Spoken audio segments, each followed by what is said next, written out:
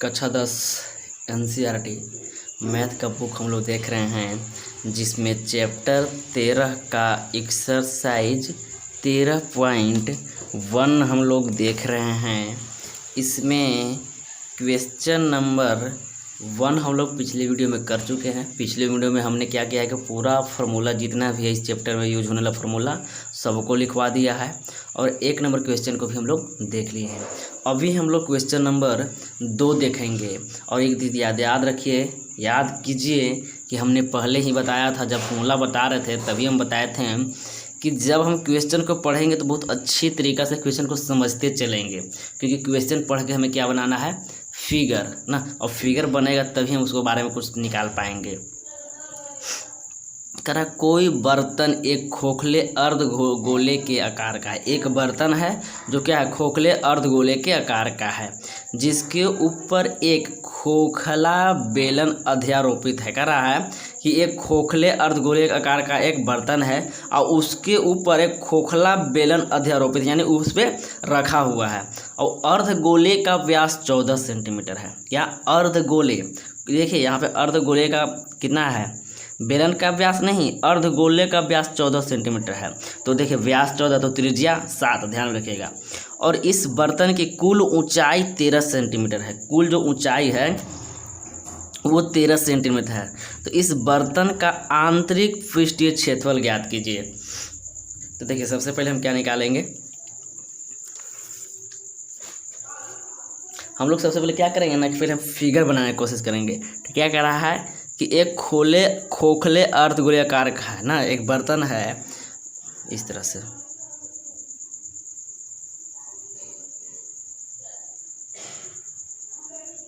इस तरह से है, ठीक है, यह अर्धगोले खोखले आकार का थोड़ा सा है ना।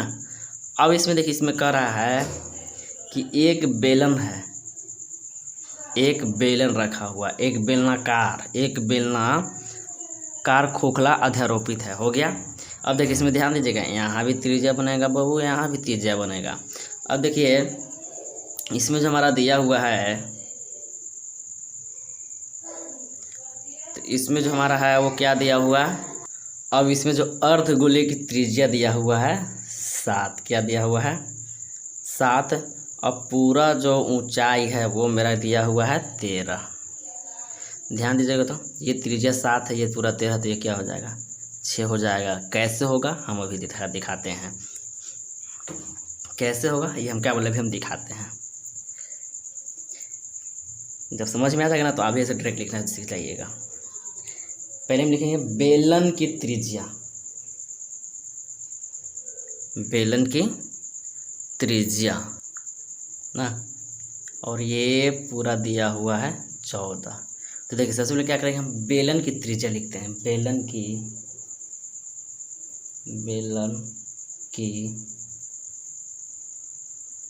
त्रिज्या बराबर कितना, 7 सेंटीमीटर।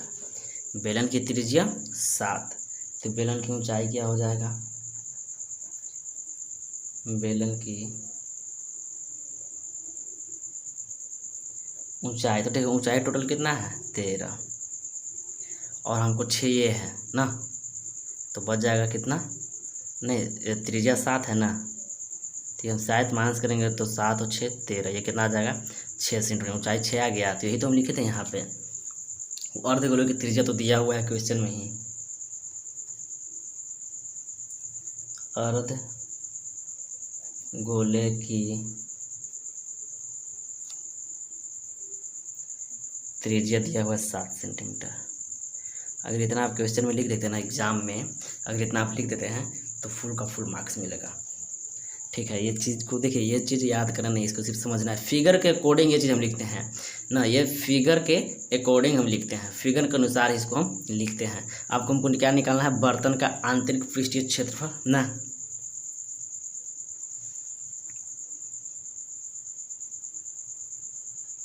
बर्तन का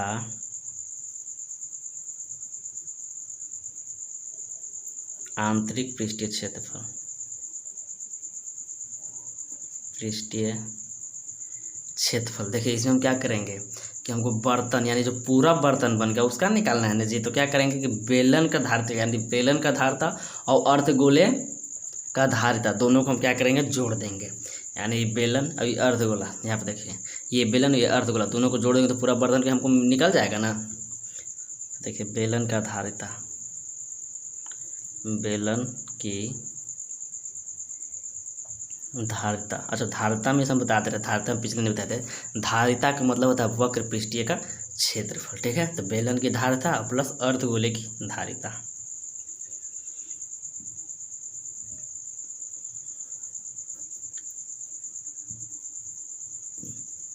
अर्धगोले की धारिता।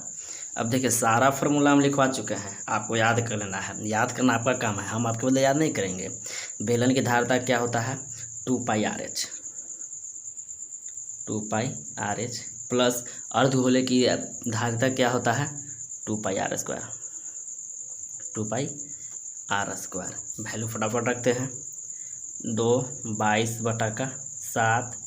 बेलन की त्रिज्या कितना दिया हुआ है 7, ऊंचाई इसका क्या आया है 6 प्लस 2 गुने 22/7। अर्धगोले की त्रिज्या कितना आया हुआ है 7, यानी का r² है तो 7 गुना का 7। ये देखिए थोड़ा सा कट जाएगा 7 से 60। अब देखिए हो जाएगा 22 दूना 44 और 44 छक्का होता है 264 प्लस 22 दूना 44 और 44 सत्ते हो जाता है 308। जोड़ेंगे 8 और 4 12 की 2 बचेगा 1, 6 1 7 3 और 2 5। इतना सेंटीमीटर स्क्वायर मेरा क्या हो गया बर्तन के आंतरिक पृष्ठीय क्षेत्रफल हमारा ये 572 सेंटीमीटर स्क्वायर हो जाएगा। अब हम लोग सीधा क्वेश्चन नंबर 3 देखेंगे। 3 नंबर क्वेश्चन करा कि एक खिलौना जिसकी त्रिज्या 3.7 सेंटीमीटर वाले एक शंकु के आकार का है, एक शंकु है जो ऊपरी त्रिज्या वाले एक अर्धगोले पर अध्यारोपित है ना, जो एक अर्धगोले पर अध्यारोपित है उसी त्रिज्या वाले, इतना ही त्रिज्या उसका भी है, जितना त्रिज्या शंकु का है ना उतना ही त्रिज्या अर्धगोले का है। इस खिलौने की संपूर्ण ऊंचाई 15.5 सेंटीमीटर है। इस खिलौने के संपूर्ण पृष्ठीय क्षेत्रफल ज्ञात कीजिए। पृष्ठीय क्षेत्रफल हमको निकालना है। तो देखिए कि इसको भी हम क्या करेंगे वही करेंगे, पृष्ठीय क्षेत्रफल निकाल तो क्या करेंगे ना कि शंकु का आयतन निकाल लेंगे यानी शंकु का धारिता निकाल लेंगे और अर्धगोले का धारिता निकालेंगे यानी वर्ग पृष्ठीय क्षेत्रफल निकाल लेंगे दोनों का, शंकु का वर्ग पृष्ठीय क्षेत्रफल और अर्धगोले का वर्ग पृष्ठीय क्षेत्रफल। और दोनों को निकालने के बाद क्या करेंगे दोनों को हम जोड़ देंगे, जोड़ने के बाद जो आंसर है वो पूरा का पूरा क्षेत्रफल होगा, ठीक है। शंकु के आकार का हमारा खिलौना दिया हुआ है,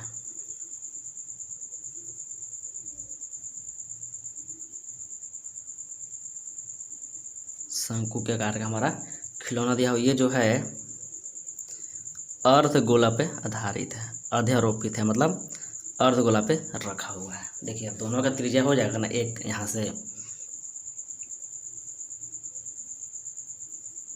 हो जाएगा, कोई दिक्कत नहीं। चलिए हम लिख देते हैं क्या क्या मेरा से क्वेश्चन दिया हुआ है। शंकु की त्रिज्या या आर हम लिखते हैं सीधा, क्योंकि दोनों के तो त्रिज्या एक ही दिया हुआ है तो सीधा हम आर लिख देते हैं 3.5। ऊंचाई, शंकु की जो ऊंचाई दिया हुआ है वो एच कितना है 12, क्वेश्चन दिया हुआ है।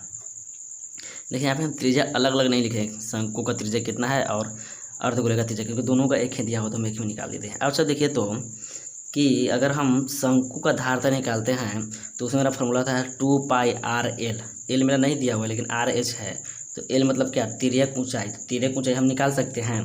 तो हमारे यहाँ पे देखिए तिर्यक ऊंचाई एल बराबर फॉर्मूला होता है √r² प्लस का h², √r² यानी कितना 3.5 का स्क्वायर प्लस 12 का स्क्वायर बराबर 3.5 मतलब कि 35 का स्क्वायर करते हैं तो होता है 1225, यानी बीच में 2 दशमलव यानी 12.25 प्लस 12 का स्क्वायर करने के तो है 144। देखिए दोनों को ऐड करने क्या हो जाएगा 4 और 2 6, 4 और 1 5, 1 का 1.25। अब देखिए ये चीज़ याद करना पड़ता है, ये जो हमारा होता है 125 का स्क्वायर होता है। 125 का स्क्वायर मतलब क्या कि 12.5 जगह एल निकल गया, आर निकल गया, एच निकल गया और एल भी निकल गया, तीनों मेरा हो गया। तो अब निकल जाएगा आगे फटाफट।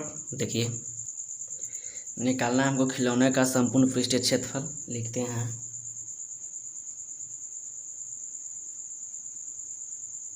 खिलौना का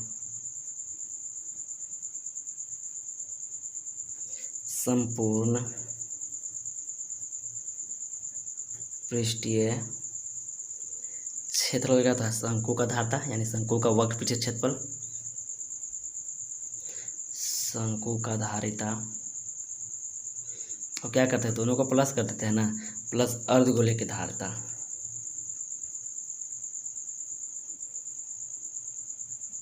अर्धगोले की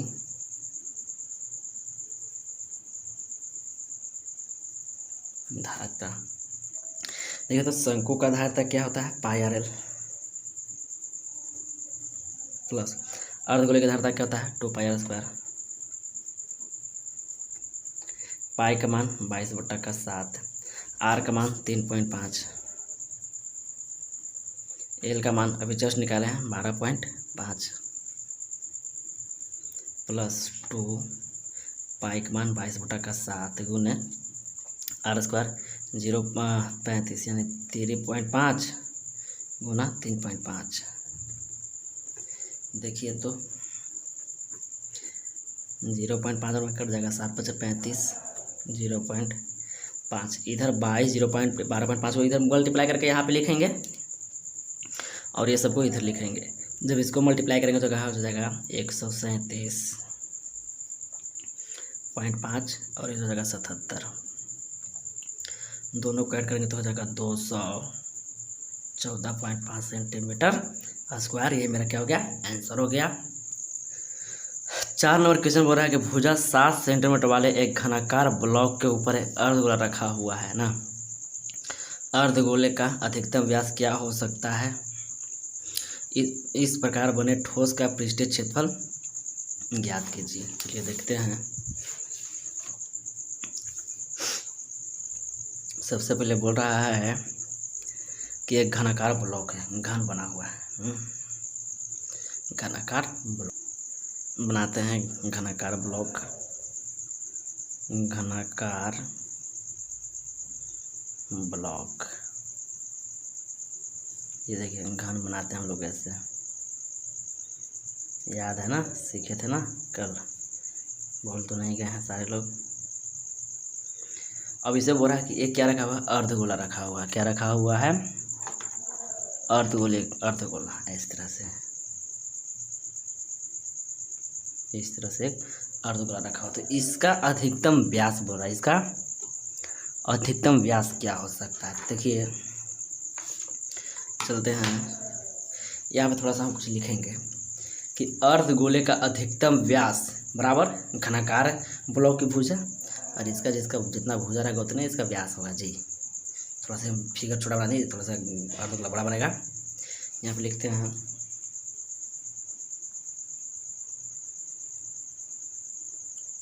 अर्धगोले का अधिकतम व्यास बराबर किसका व्यास, घनाकार ब्लॉक की भुजा, घनाकार ब्लॉक की भुजा। भुजा यहाँ पे हमारा क्या दिया हुआ है, 7 क्वेश्चन दिया हुआ है। तो यहाँ पर देखिए त्रिज्या क्या हो जाएगा, अर्धगोले की त्रिज्या क्या हो जाएगा 7/2। तो हमको निकालना क्या, ठोस का पृष्ठीय क्षेत्रफल ना, ठोस का पृष्ठीय क्षेत्रफल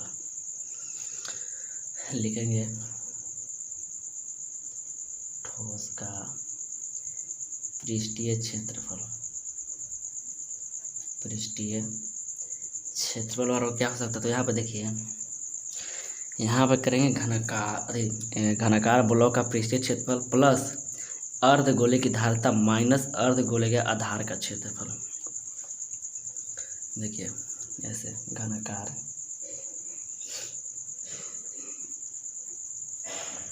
घनाकार ब्लॉक का पृष्ठीय क्षेत्रफल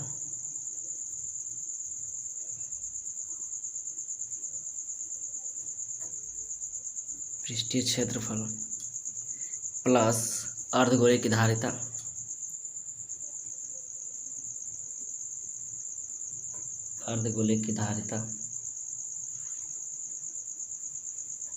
माइनस अर्धगोले के आधार का क्षेत्रफल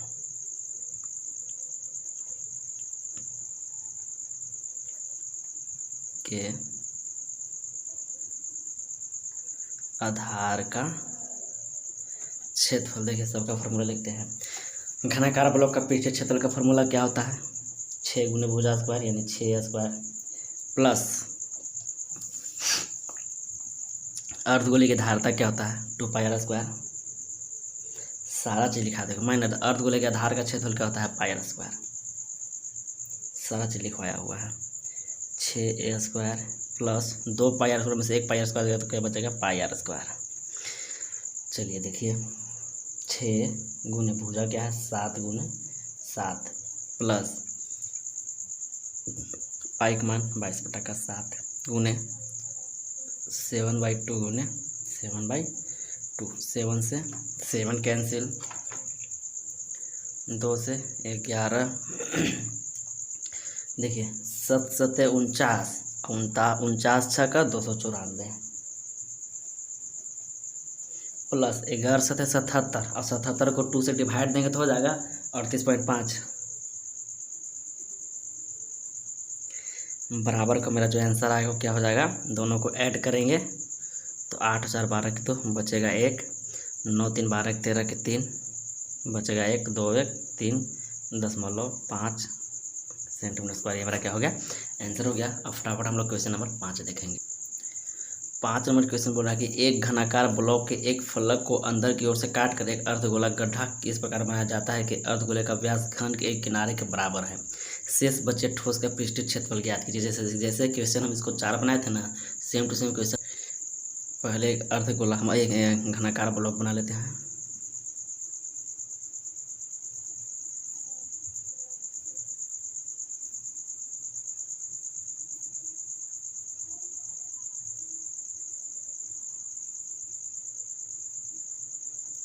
अब इसमें से ऐसे काटा जाता है।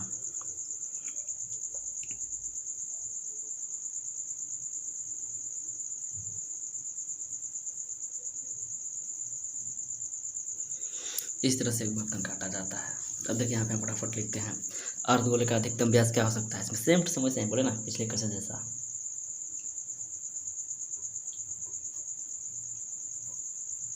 अर्धगोले का अधिकतम व्यास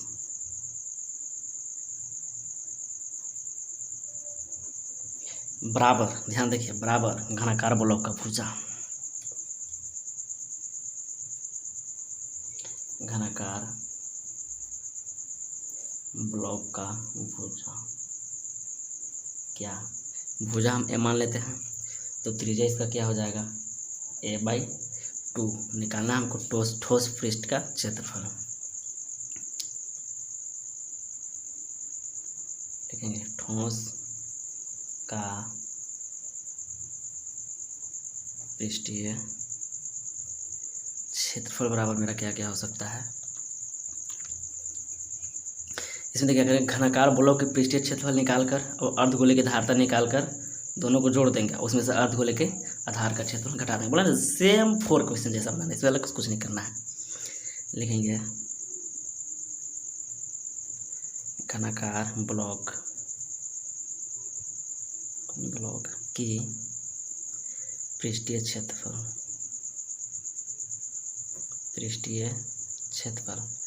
प्लस अर्धगोले की धारिता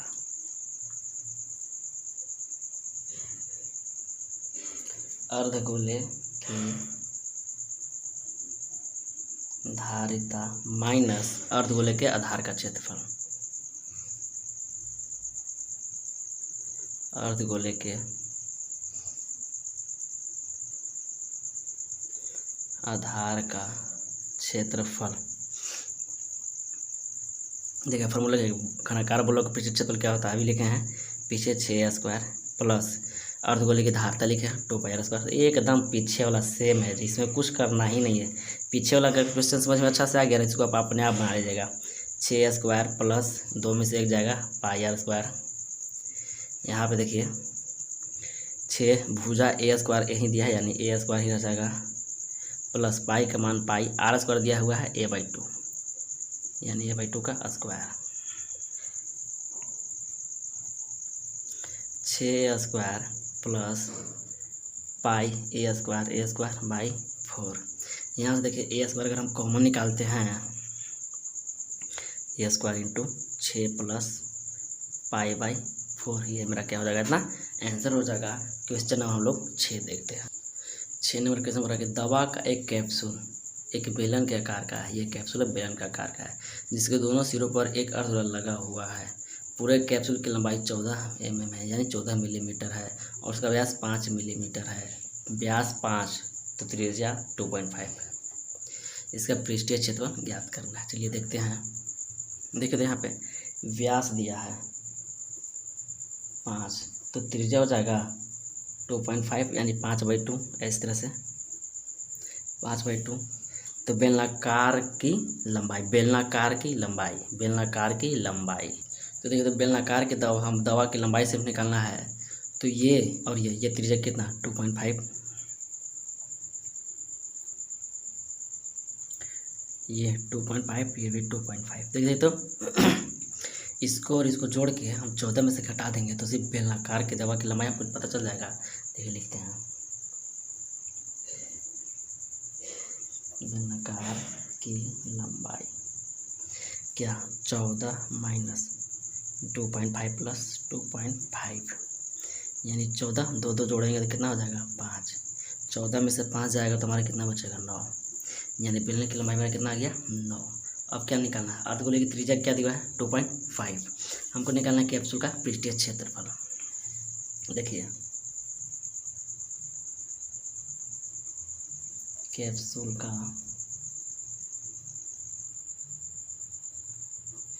पृष्ठीय क्षेत्रफल बराबर क्या हो सकता है, बेलनाकार भाग का धारिता, बेलनाकार भाग का धारिता प्लस अर्धगोला 2 है ना, अर्धगोला 2 है तो 2 गुने अर्धगोला का धारिता।